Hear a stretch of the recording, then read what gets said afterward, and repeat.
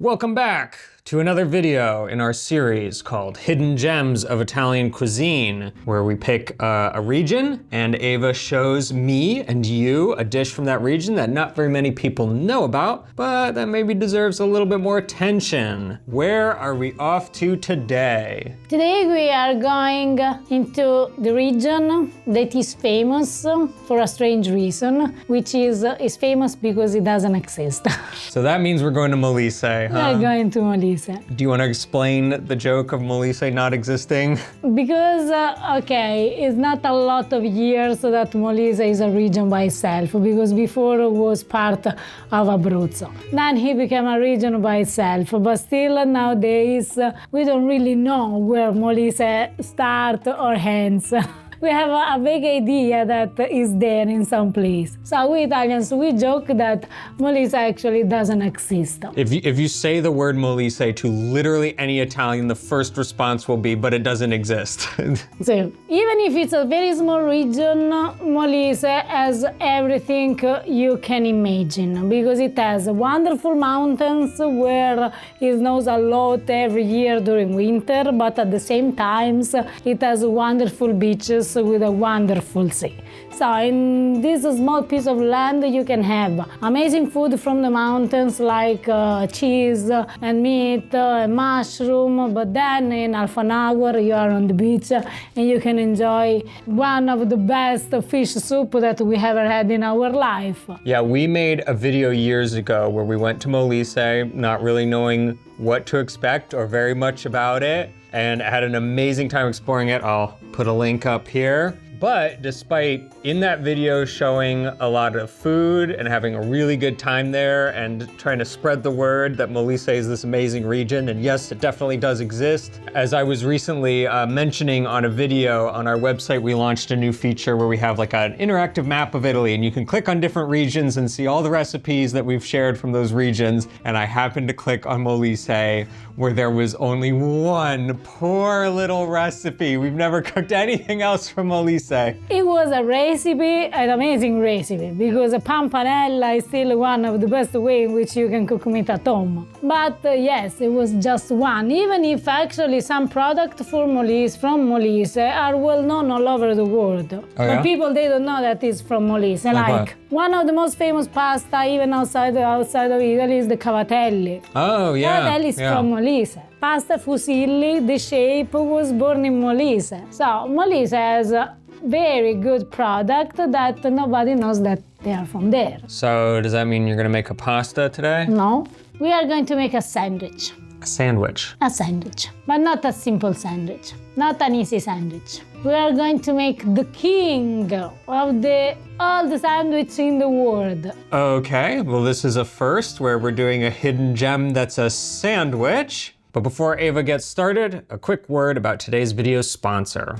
You know that moment when it's way too late at night, you're lying in bed, and you start thinking about this one weird symptom you noticed? You know that you should probably go see a doctor, but you don't. Instead, you end up lying awake, consulting Dr. Google, who's always ready to send you down a search spiral, showing you only the worst case scenario. I've done that. I've let Dr. Google take over instead of going to see a real doctor. But like, why don't we go see a doctor? Honestly, it seems like what often stops us from booking a real doctor's appointment isn't that we don't care or we don't know that we should. It's the friction. You gotta call them during office hours, you're put on hold forever, then you're just told that the next appointment is months away, and while you're going through all this, you're not even sure if this new doctor's any good. Well, today's video sponsor, ZocDoc, is the key to reducing that friction and making it easier than ever for you to find the care that you need. It's a free website that helps you find and book high-quality in-network doctors, people who actually listen to you,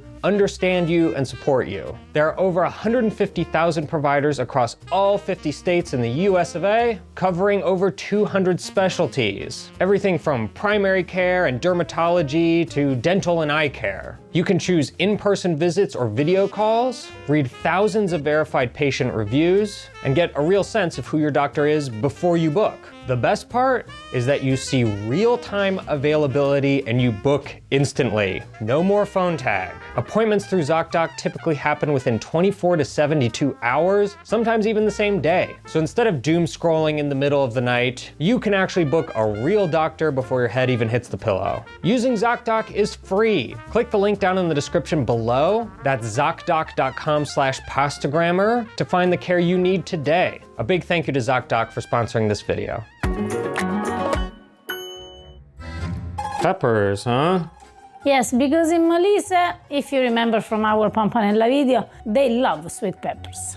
Yeah, they do some cool things with it. Is this gonna be like a Philly cheesesteak sort of deal? Not really, Harper. It's something a little bit more than a Philly cheesesteak. So we need to cut the peppers. How we will cut the peppers actually doesn't really matter because we know that when we cook, they will release a lot of water. So I'm going with like small strips. Now it's time to cook the peppers, but we are not going to cook the peppers by themselves because I'm going to use some pancetta. Usually the pancetta that I bought when I was in America, it was very, very fatty. So when you have that kind of pancetta, you don't really need to use an extra fat to cook it. But in my case, as you can see, there is a lot of lean meat. So this means that my pancetta is not really, really fatty, and I'm going to add a little bit more fat because we're talking about something that belongs to the past. There is some pork involved. The fat can be lard. If you're wondering if you can substitute the lard with, I don't know, some butter or some olive oil, the answer is yes. But if you're doing this to make this recipe a little bit healthier, it's better if you change the recipe. Actually, butter is unequivocally not as healthy as lard. I know. I don't know why people, they have all this against lard because if you eat bacon, you can cook with lard. We melt the lard on a medium heat, medium low, and then we add the pancetta.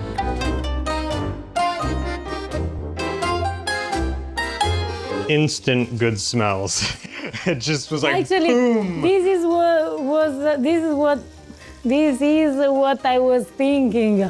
The smell is already amazing. What I'm also doing now is let the pancetta release the fat that it has, because then in all this fat we are going to use to cook the peppers. So after 5 minutes the pancetta is okay, and what we do is taking out from the pot.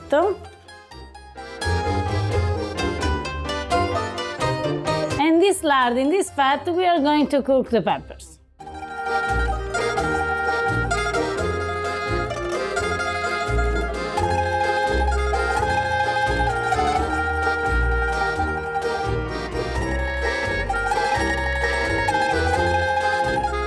The only thing that we need to do with our peppers is being a little bit patient, because we are looking for a pepper that is very tender and very soft.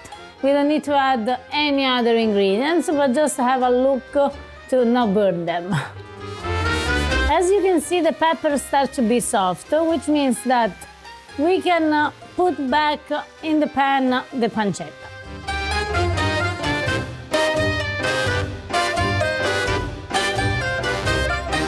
Just that right there seems like a really good dish. Like, that looks really good. It smells also very good. But it does seem like a lot. How many sandwiches are you making? One.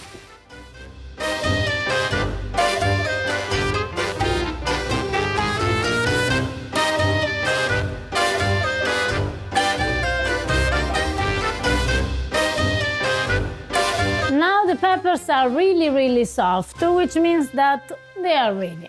And we can transfer them into a bowl. In the same pot that I leave dirty, I don't want to clean it, we are going to cook some sausage. We start with a little bit of olive oil, a clove of garlic. On a medium heat, we wait until the olive oil is a little bit hot. When it starts to sizzle, bubble, we can add the sausage. And you're still just making one sandwich? Yes, one sandwich.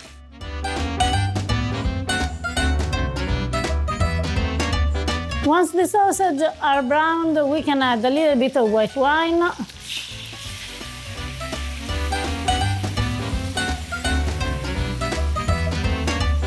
A little bit of salt. We partially cover them, and on a medium or low heat, we wait until the sausage are cooked, which means 15 minutes, no more. So after 10 minutes, 15 minutes, our sausage are cooked, which means that we can turn off the heat and we can make the other step. Okay, so the next step is eggs. The next step is making a very simple frittata. So we are going to use for our frittata eggs, a little bit of parsley, pecorino cheese, a pinch of salt and black pepper.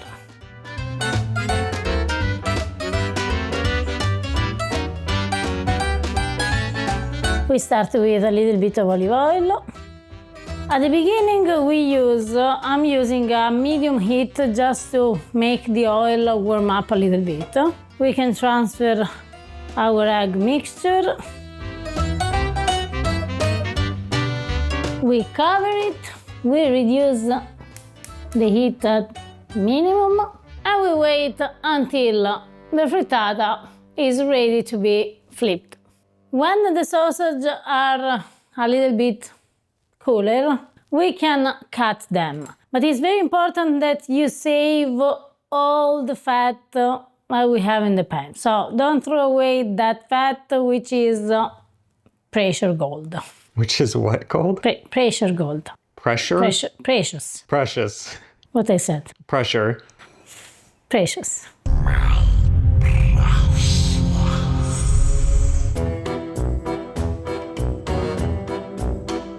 So you're kind of butterflying them? Yes. Classic Italian sausage sandwich technique. Usually yes. When you get a sausage, a sandwich sausage, usually yes, the sausage are like that. When the eggs are solid, we can turn our frittata.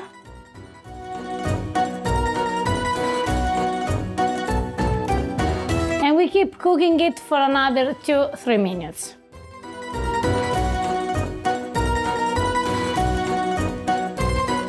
So we've got peppers and pancetta. We have sausage. We have a big, beautiful frittata. What can we possibly be missing for this one sandwich? We are missing the bread. How do you call this in English? Because in Italian we call pagnotta, but I don't know how do you call it in English. Loaf? No, because, I'm sorry, loaf is no more long. No, we would call this a loaf too. Okay, so a loaf, but like that. Round? Yes, it should be very good bread. And it should be big. This is a kilo of bread. If you want, you can do also 2 kilos of bread. Also 3, if you have. By the way, the minimum is 1 kilo. And we need to cut our bread like if it was a sort of cake. Is that how you cut your cakes? No, a cake when, for example, you need to make the layer. Ah, okay. I don't cut a cake.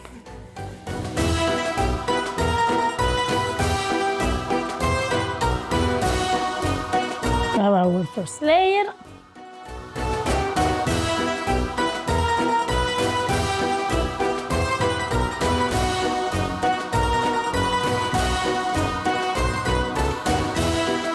So here we have 4 layers of bread. I think I see where this is going. And now we need to complete our sandwich. We start with the first bottom layer. And one thing that we need to do is, with the fat in which we cooked our sausage, we are going to dip, wet, Pour.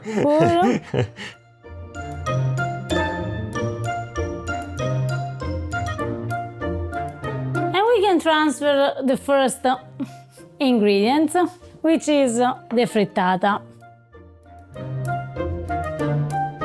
Then we add the second layer.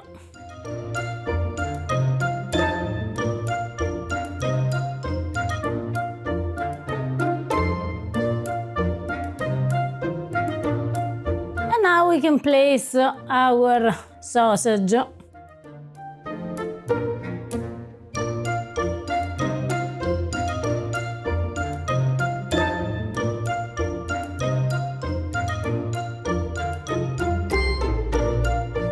Our last ingredient.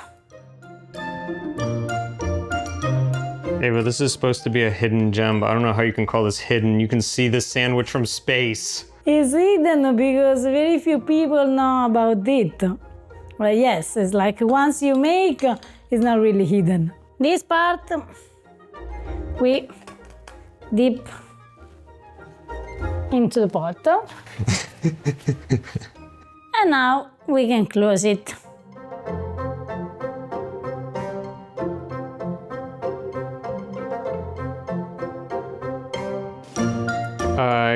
Yeah, that's a crazy sandwich. That's like clinically crazy sandwich. This is a crazy sandwich for the Italian standard, but by American standard it can't be so crazy. That's maybe even crazy for us. So now we need to figure out how to cut this and serve it, and maybe most difficult, Eat it. to eat it. Yeah. How we can eat it? This I don't know. I don't know.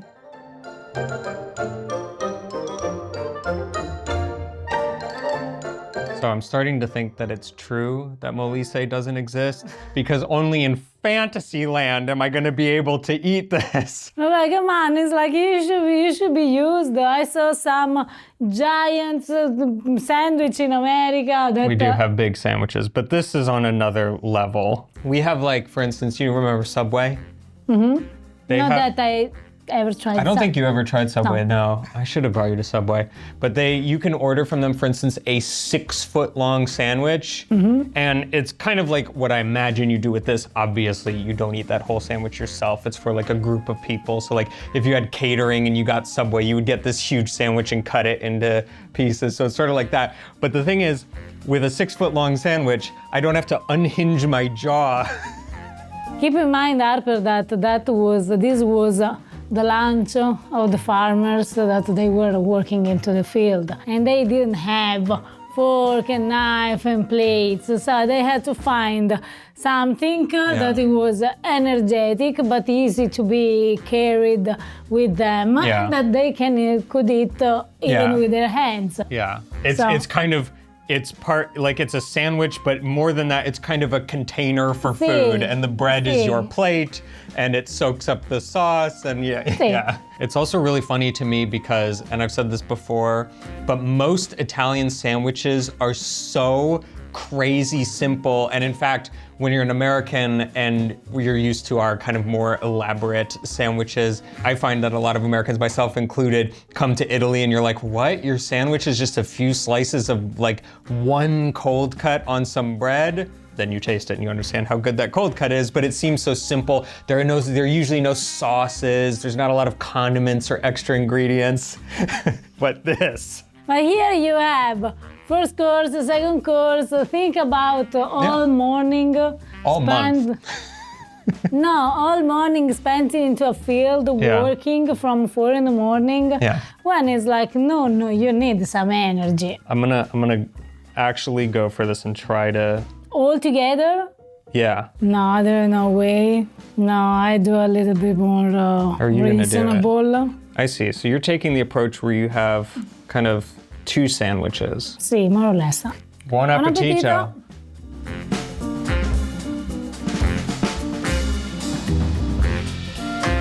Oh, dang. Yeah. Wait, I haven't finished yet. Yeah, because in one bite, you can't taste everything. I need to taste the other part. Oh, yeah. I'm actually surprised at how well this held together. I picked that whole thing up, took 2 bites, not bad. This sandwich is fantastic. so unbelievable. It's fantastic. The way in which all the flavor, they are combined together. Because it seems, it's so over the top and it's so crazy. It seems just kind of like a gimmick, but then when you taste it and the way that all this oil and fat that have, you know, cooked all these ingredients together, it soaks into the bread, and each individual ingredient, the eggs, the sausage, the peppers, the pancetta, they go together so well. The panino with the frittata is one of my favorite sandwich. You mean, just to be clear, she means a sandwich with just the frittata. Panino frittata. But then, if you add very good sausage, very good pepper and pancetta, you can make this just better. I'm thoroughly impressed. It is even better than I thought it was gonna be. Every single element of this sandwich is fantastic on its own, but when you put them together, it's a masterpiece. I don't know if I like more the part with the sausage and the frittata, or the part with the peppers and the pancetta. I don't know. You don't have to choose. You have it all together. I was about to say, you have it all together and then I realized, I don't know what this dish is called. This dish is called panonta. Panonta. Which is seasoned bread.